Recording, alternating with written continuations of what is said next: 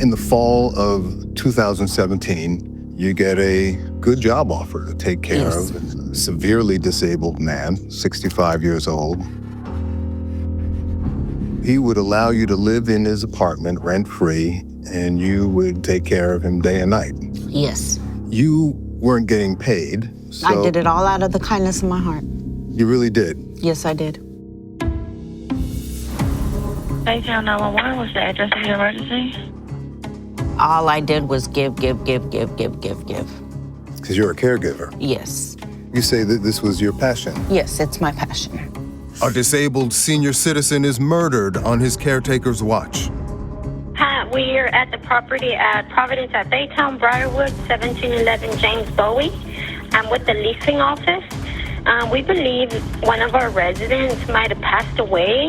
He was trying to scheme to get his SSI benefits. She now claims her abusive common-law husband forced her into the brutal crime. When you realized he was after the old man's disability checks, what did you do? Or were you in on that too? He told me if I didn't help him, then I was next. And you did help him? Yes, I did. But was Alicia Cater really a victim herself or a cold-blooded co-conspirator? I watched the 2.5-hour police interrogation of you. We don't kill people, we sell drugs, that's why. You don't look at all like a woman who's just been saved from a sadistic killer. How do you explain that? You can't. You're looking more like a hardened criminal who doesn't really care. Are you really the victim of domestic abuse or a dangerous sociopath? Participating in the murder of the man that you were taking care of. Well, we call it that. So much for your career in caretaking.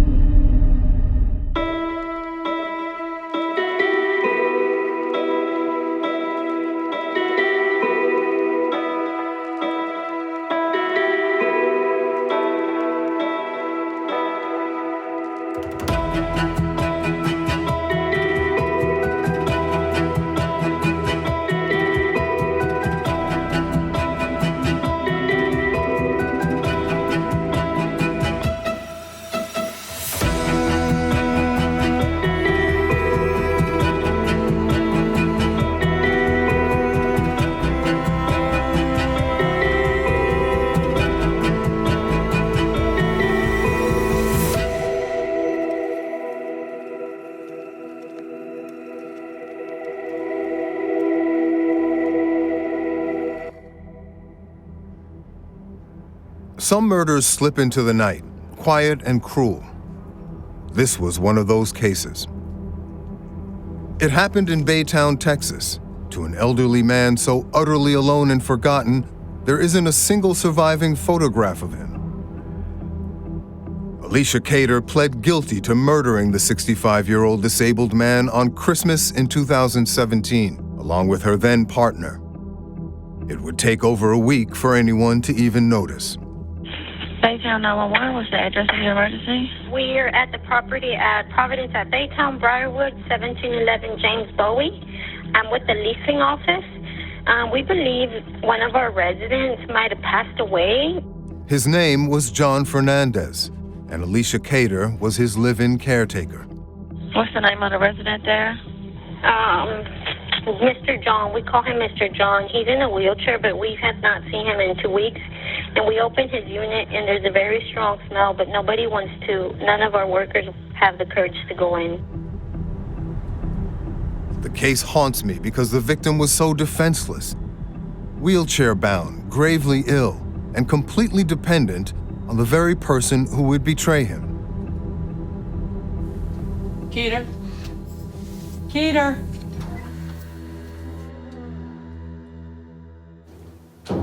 Today, Cater is telling her story for the very first time. Right here? Yes, right there. Good morning. Good morning. How you doing, Alicia? Good, how are you? And I want to probe the mind of a convicted murderer who broke the sacred trust between caregiver and patient.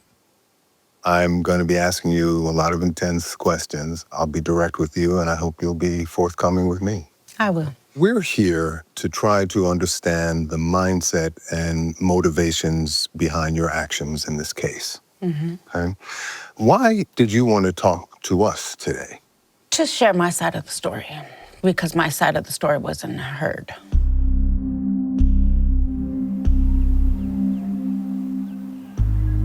Cater's story began 700 miles northwest in Taos, New Mexico, and it didn't start well.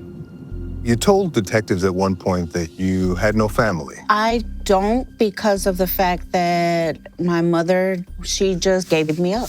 To the state? To the state. I And see. I've been a ward of the state since I was 8. I see. Your defense attorney reported that there were volumes of records Yes, pertaining to you from the state child welfare agency. yes. It was boxes and boxes on boxes of information. My childhood history. What happened to you as a child? I was raped by my mother with a curling iron plugged into an outlet turned on. And my stepfather sodomized me when I was younger. And with that, they took me and put me in a foster home. They said it was the worst case they had ever seen. It sounds like a rough start to life. Yes.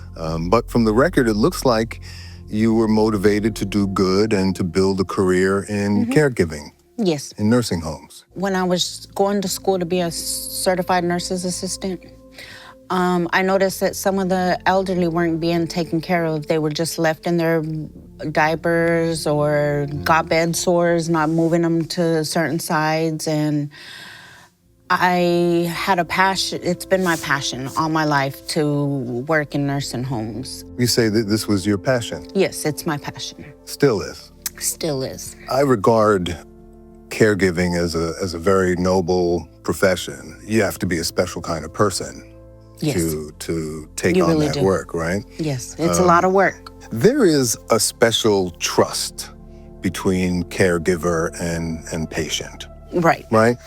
How would you describe that trust? It's genuine, kind of like a child gives their mom love unconditionally, and I would say no ulterior motives, no nothing like that. It's just genuine and from the heart, Pure care. pure care. But her unconditional love and care would be belied by her own criminal past We know you have a violent past of your own, right? and a long pattern of preying on vulnerable people. You also have a long history of grifting. Were you setting up the grift under the guise of caretaking for a vulnerable, disabled man?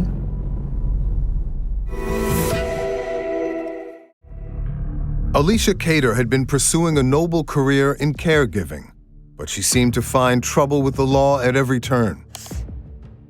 A traumatic childhood had led to drug addiction, petty crimes, and eventually violence. Were you in the drug trade? I knew how to go about selling it and breaking it down and all that stuff because I grew up in a family like that. We know you have a violent past of your own, including stabbing 2 people in the head. Right? Cater was sentenced to 2 years in prison for assault with a deadly weapon and then released. At the same time, Marcus Donnell Gilbert had just finished 13 years of a 20-year prison sentence. The two met and started a relationship. What was he in for? Abusing a girlfriend. It was horrible. She was like, her whole body was a bruise. It was horrible. Her eyes were swelled shut. Her lips were busted open. Did you know about that when you got with him? No, I didn't. According to what you and your lawyer have said, you were basically trapped in an abusive relationship. Yes. Controlling, possessive, like me and you talking right now, wouldn't go down. He wouldn't allow it. He would take my phone every morning, keep it, make sure I didn't contact anybody, make sure anything.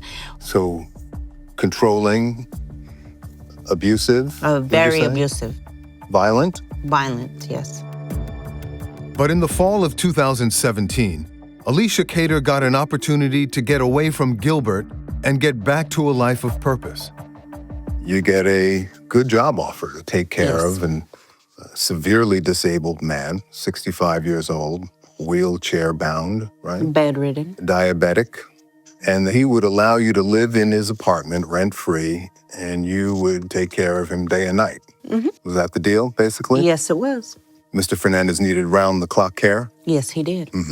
and you needed a place to stay at the Yes. time. Seems like a good match, right? 65-year-old John Fernandez was wheelchair-bound and feeble. He needed help to get in and out of bed and to the bathroom. But those who knew him say he always had a certain spirit about him.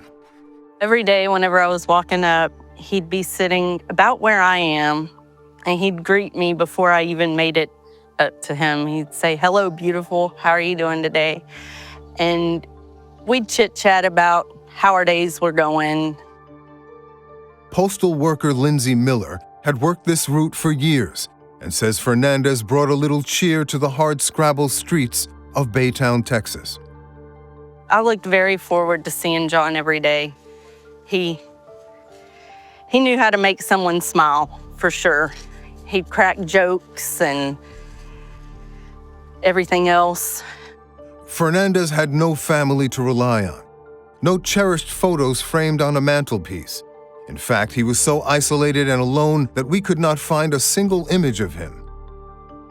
So we asked Miller to sit down with sketch artist Lois Gibson to help create a portrait of the kind and gentle man she remembers.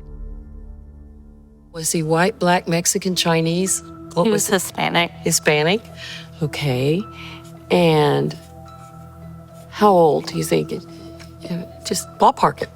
What does he look like? Around 60. Okay, 60. And he was fat, skinny, or average, or muscular? He was probably between skinny and average. Got that. And you don't have to know exact height, but was he short or tall, or do you know if he was 6 foot? Or I have no idea. He was in a wheelchair. Okay, there you go. He never stood. He was so trusting. He trusted everyone, which was probably one of his downfalls. I mean, he thought everybody was a friend. And that's not the case, obviously. Fernandez survived off the kindness of neighbors and his monthly Social Security income. He couldn't pay for home care, so he needed somebody who would care for him in exchange for housing, someone he could trust. You weren't getting paid, No. right? I did it all out of the kindness of my heart. You really did. Yes, I did. He would allow you to live in his apartment rent-free, and you would take care of him day and night. Was that the deal, basically? Yes, it was. Cater claims her own intentions with her new patient were honorable. But Marcus Gilbert saw a very different kind of opportunity. While you were there taking care of John, it sounds like Marcus was scheming to take advantage of John. Yes. He was trying to scheme to get his SSI benefits, Right. I guess you could say.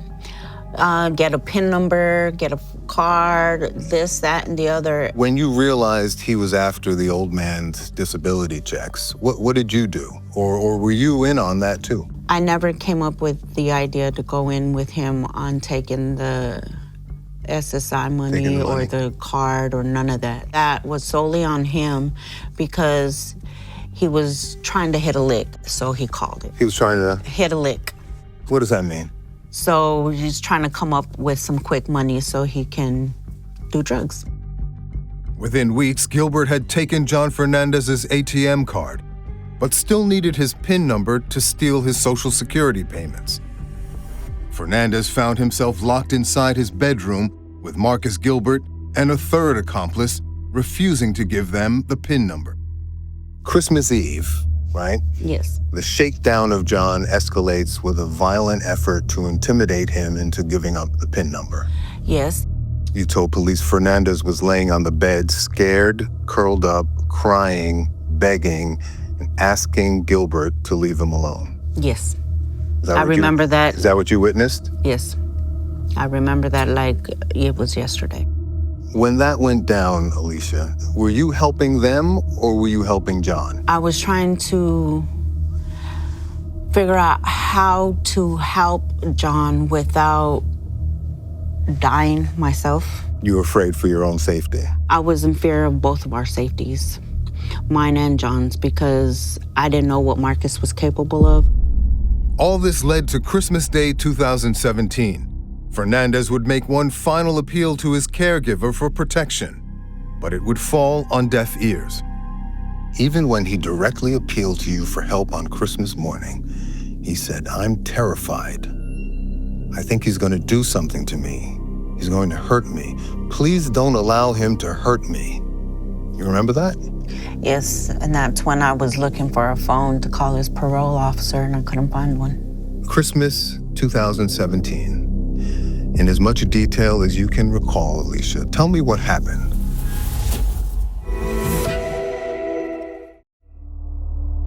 It's Christmas Day in Texas.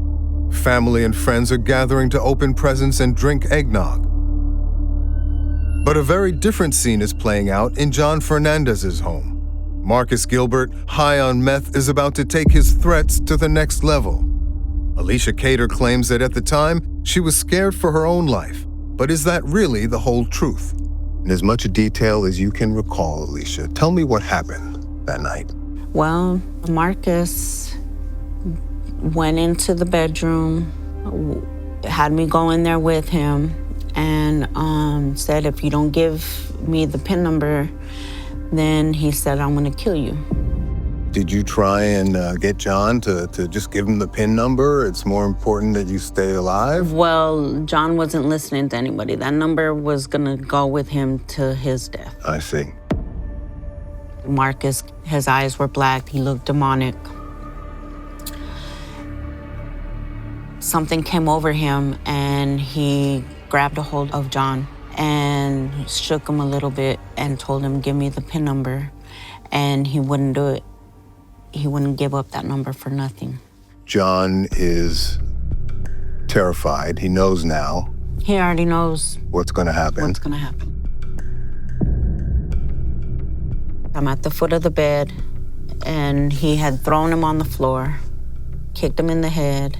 He grabs the medical gloves, puts them on, grabs the extension cord, cuts it from his electric chair, and ties his feet up with it. And then he bounds his hands, shoves the bed pad in his mouth, duct tapes his mouth shut and his eyes shut. Puts him underneath the bed, covers his feet up with a laundry basket and blankets, gets out and padlocks the door. You tell investigators that Gilbert told you to do nothing and just watch, right? To which you said, what? According to you telling the police, you said, okay. That makes it sound like you stood by and did nothing to help the man that you were caring for as your patient. Right. Did you ever go in and try and calm Marcus down or call? There was no calming him down. When he got his mind set on something, that's exactly how it was gonna roll. Fernandez was dead, or so they thought. But then a half hour later, while cleaning up the crime scene, Gilbert and Cater hear muffled sounds from John's bedroom. So you hear a noise from John. Now you guys know he's not dead, right? He's in there fighting for his life, trying to get the tape off, trying to breathe. He unlocked the padlock. He said, he's trying to get out, he's trying to get out. And I said, well, let him get out. And he hit me upside the head and told me to help tie his feet together. With the duct tape? Yeah, with the duct tape. And to do his hands with the duct tape. Right. And you did help him with the duct tape? Yes, I did. Were you not hysterical, crying, screaming that the man in your care was just murdered for nothing? No, I was crying and shaking and trembling. This time, Gilbert, with Cater by his side, finishes the deadly job. John Fernandez was gone. You helped clean the scene, and then you flee together. At that point, were you not looking for a way to escape from Marcus and get yourself to safety? At that moment in time, I didn't know what to do because he was in control of everything. But the evidence suggests otherwise. Video surveillance shows both killers calmly preparing to leave the scene of the crime.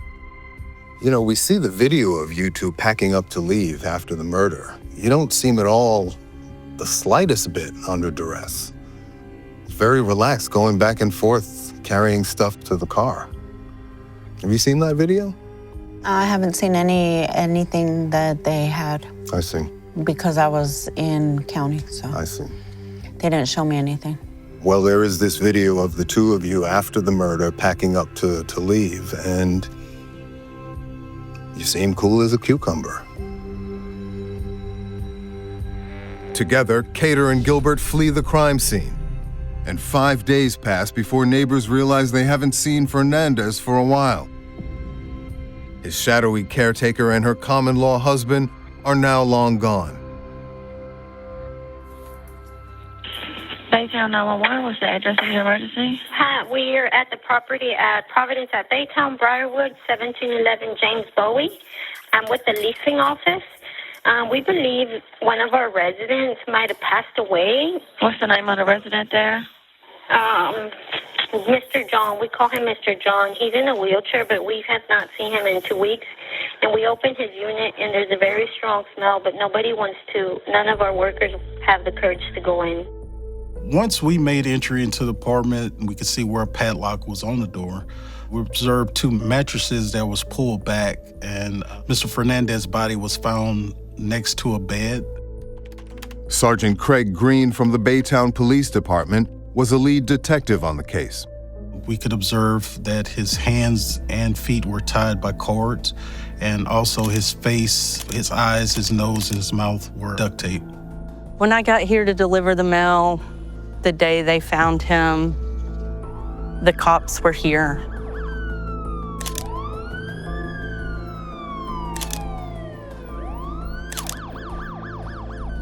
You could just tell when the cops came out, you could see by the look on their face that it wasn't good. And I knew immediately when they went in. I was watching, and it was sad. Once we cleared the crime scene, we had other detectives out talking with neighbors. One of the neighbors said a black male and a Hispanic female was seen in and out of Mr. Fernandez's apartment. Police soon identified the 2 suspects as Gilbert and Cater. Speaking with those neighbors further, they gave us a nickname of Skunk. One of our detectives started researching the name Skunk, and in our system found Marcus Gilbert by that nickname. We continued the investigation and learned that Alicia Keeter was an acquaintance of Mr. Gilbert. So at that point, they became persons of interest. But by then, the 2 fugitives were on the run. We kept getting from informants that they see them in different locations. By the time we get there, they were gone. For more than 2 weeks, the couple hid out in cheap motels, doing drugs and petty crimes. How did you find out that you were murder suspects? I read it on Facebook, and they had a mugshot of me. But Cater now claims she was essentially being held captive with no way out. You spent 17 days on the run with him, but in 17 days, you had no way to get away or to get help. That seems hard to imagine. It makes me wonder if you're really trying to separate yourself from him, Well, or if you're less of a victim and more of an accomplice to these crimes than you say. I feel like you're much more capable, and we know that you're a tough woman. I feel like you could have found a way to get to help if you really wanted to. I can see how that looks. But when you're in a situation when you have your hands tied, where you can't get a hold of anything and every move is constructed by somebody, what are you supposed to do? Finally, the police caught up with the suspects at a roadside motel and placed them under arrest. You later said that Marcus had beaten you shortly before the police arrived, and that you wished that they had gotten there sooner. right? You must have had a sense of relief, if not rescue, at that point. Yes, and I was scared at the same time not to move or to breathe because I had guns at my head. Sure, but at least you were being removed from the clutches of this madman, right? Yes. All along, Cater insisted she was a victim and a hostage of Gilbert's. But in police custody, she doesn't act like it. Instead, she appears indifferent, even bored, as she waits for the police to interrogate her. I watched the 2.5-hour police interrogation of you. You don't look at all like a woman who's just been saved from a sadistic killer. How do you explain that? Are you really the victim of domestic abuse or a dangerous sociopath?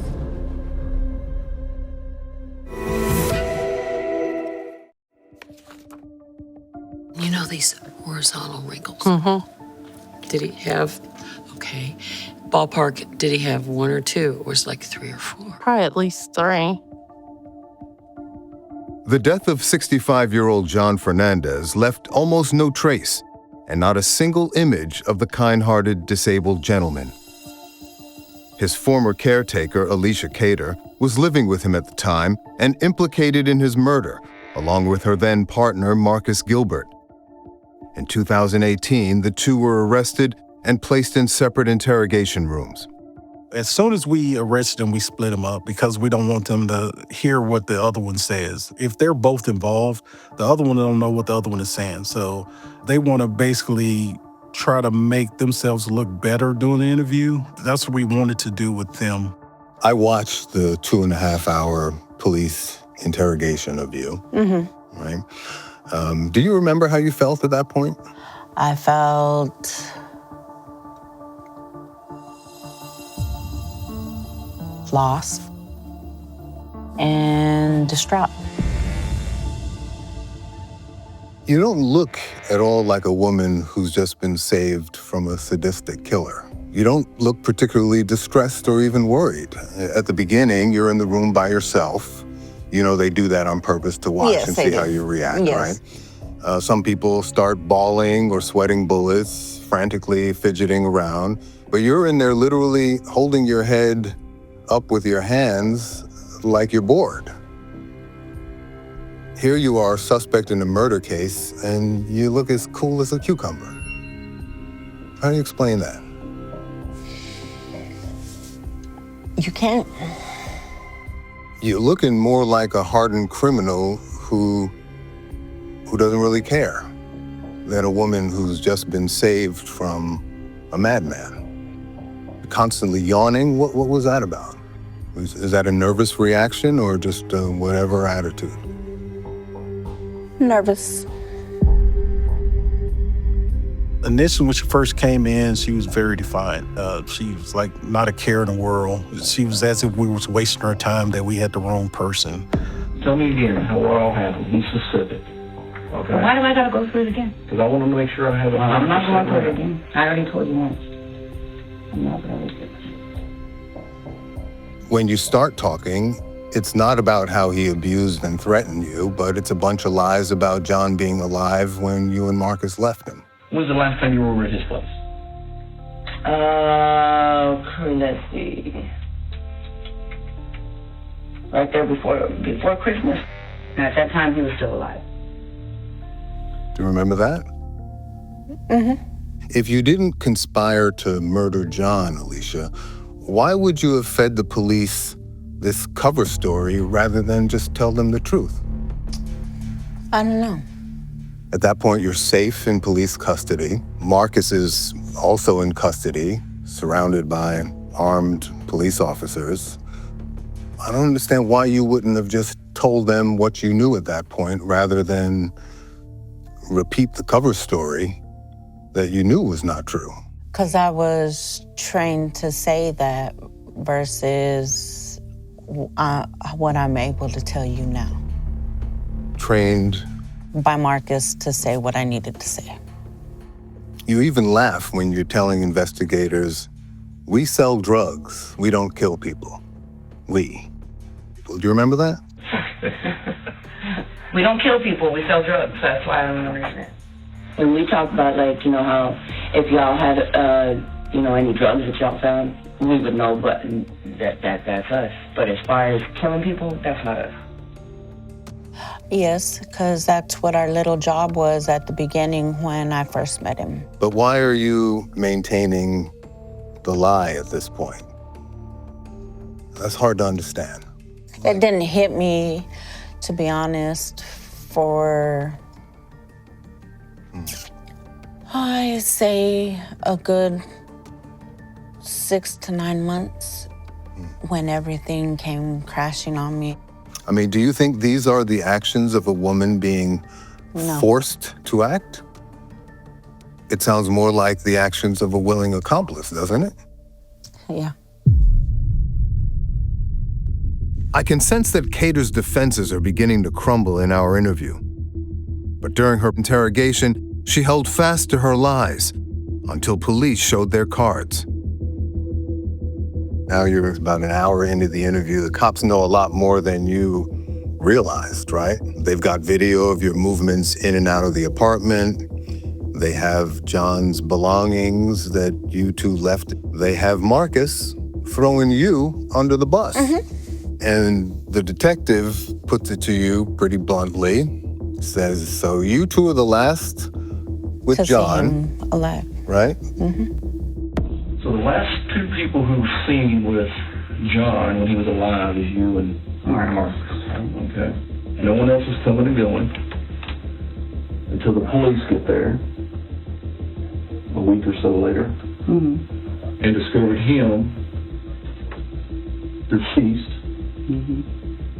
What they say? tied up, duct tape in his bedroom, right where y'all last left him. Looks like y'all had something to do with it, correct? To which you say, It sure does. and even then you don't seem that bothered. The cops are like, now they're lowering the boom on you, right? And your husband is pointing the finger at you. So when I come in the door, I with my bags, I go towards the room, I look, and she showed me back to where John lays at. I said, what the have you done? I'm gonna tell you straight up, right? Marcus said you did every bit of it. Whatever. He said he didn't touch that old man. Whatever. He said You're just coolly and calmly pointing the finger back at him. You killed him, man. I didn't kill him. And what did he do? What do you mean, what did he do? What did he do? Stomped on him a couple of times and tied him up and duct taped him. And put him right underneath the bed, covered him up and made it look like he wasn't in. And then he put the padlock on the door and left. Why did he do all this? Because he has a really bad temper. You go on lying about your role. They ask you, did you help tie up John? No, I didn't. Did you help tie John up? No, I didn't. Did you help duct tape him? No, I didn't. Did you help duct tape him up? No, I didn't. Those were lies, right? Yes. Eventually you admit that you did help with the duct tape, and you admitted that you did go into the room where John was being tortured to talk to him. The only time he wanted me to help him was when he was laying on the bed the first time he tried to duct tape it. He said, get the duct tape. I grabbed the duct tape. Can you account for these contradictions, Alicia?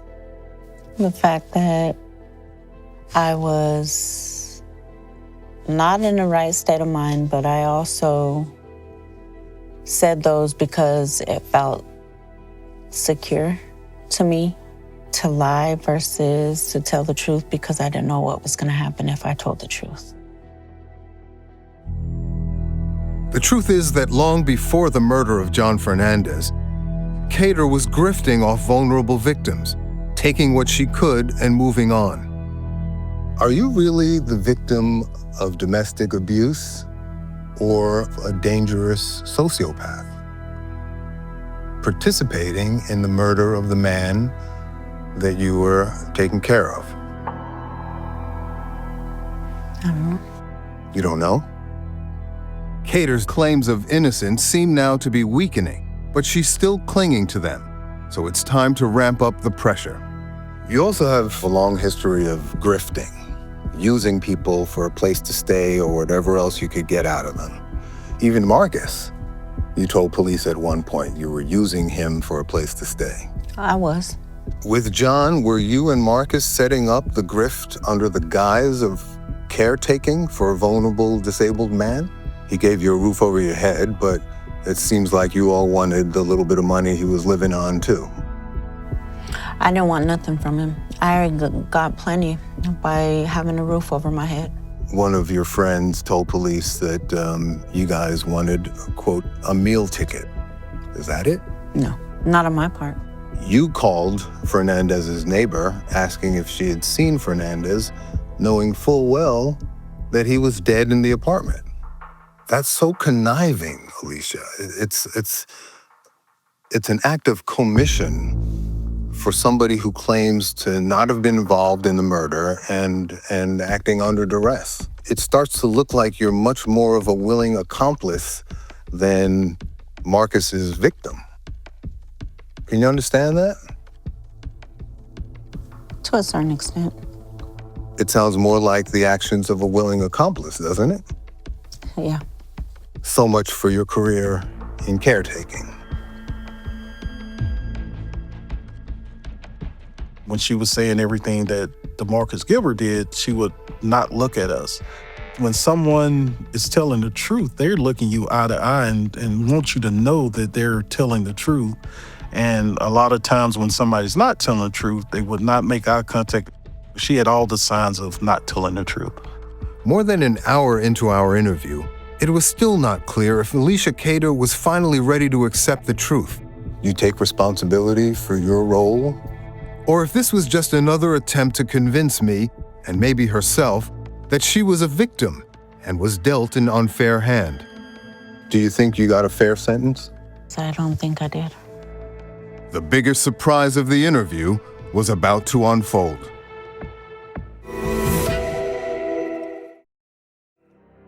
He covered his head like that and then stomped on him and then took it off the first time. And then the second time he hits him right here in the chest and then he covers him up and stomps on him again. Under the harsh light of interrogation, Alicia Cater finally admitted that Marcus Gilbert, with her help, had killed John Fernandez. I was already terrified of it as it was.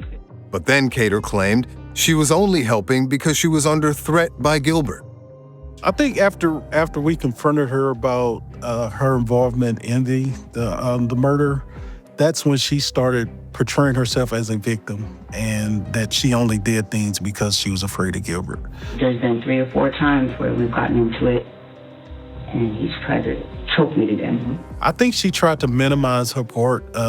Still to this day, I don't know if she told the exact truth of her complete involvement. We know that she was involved, but as far as everything she did, no, I think she left a lot out. At best, you watched and stood by while your patient was lying there with a diaper and hospital socks, being tortured. At best. More likely, you were both trying to rob him of his disability money and participated in the murder. Is that the truth of this? No. Only you and Marcus really know the truth of who played what role in murdering John, but one thing is for certain. You did nothing to help the man that you claim you cared for out of the kindness of your heart. That's the part that messes me up, is because I couldn't render aid. Couldn't or wouldn't? Wasn't allowed to. I don't doubt that Marcus Gilbert beat you, Alicia, but it also seems clear that you were at least an accomplice to this murder. Both things can be true at the same time, are they? Yes. Finally, an admission. Cater concedes that she was in fact a co-conspirator. So you were a predator and John was the prey. Well, if we call it that. For most of our interview, Cater deflected blame onto Gilbert, insisting he bore responsibility. But by the end, her tone shifted, subtly, almost imperceptibly, until it settled into something quieter, heavier. You take responsibility for your role? Of course, I'm not doing nothing to help him. Yes, I do. It was as if she had finally resigned herself to the grim truth that the blood on her hands belonged to the very man she was meant to protect. But more than that, as an accomplice to the crime? Both Gilbert and Cater ended up pleading guilty to murder. Gilbert was sentenced to 60 years behind bars, while Cater got away with just 25. A punishment she now insists did not fit the crime, but not at all in the way I was expecting. Do you think you got a fair sentence? I don't think I did. You got 25 years, mostly because you fully snitched. Was all the information you provided true? Mm-hmm. Or was it calculated to save yourself? It wasn't calculated to save myself. You got a great deal. I believe I was blessed, but still I feel like I deserved more. What more do you want? More years is what I felt I deserved. Oh, you think you should have gotten a longer sentence? Yes. Ah, I see. I guess because I feel that that's what I deserve was more time. Because of your role? Because I did nothing. I didn't render aid, I did nothing. But you did participate. Yes, I did. You know, doing this job, you try not to personalize cases, but you remember different cases. My partner and I, we've worked many homicide cases together, and this is one we still talk about. What to change? It's really easy to change. He's more thinner up here.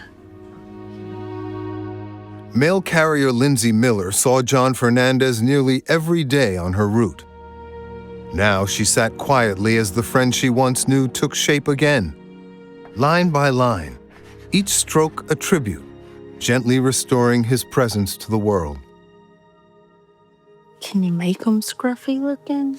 Oh, yeah, I can do that. I think maybe if he had that would look more like him. It's crazy how close it looks to what I remember him as. I can just picture him in his chair as I'm walking up. It's crazy. And to know that there's no real pictures of him, it's heartbreaking. I hope people can tell that it's him. The ones that do know who he is. Because he was a friend to many people. There was no funeral service for John Fernandez, nor eulogy to memorialize his life, nor family plot to lay him to rest. Only this sketch, lovingly recreated, mark a life that depended on the kindness of his caregiver, but was instead lost to her cruelty.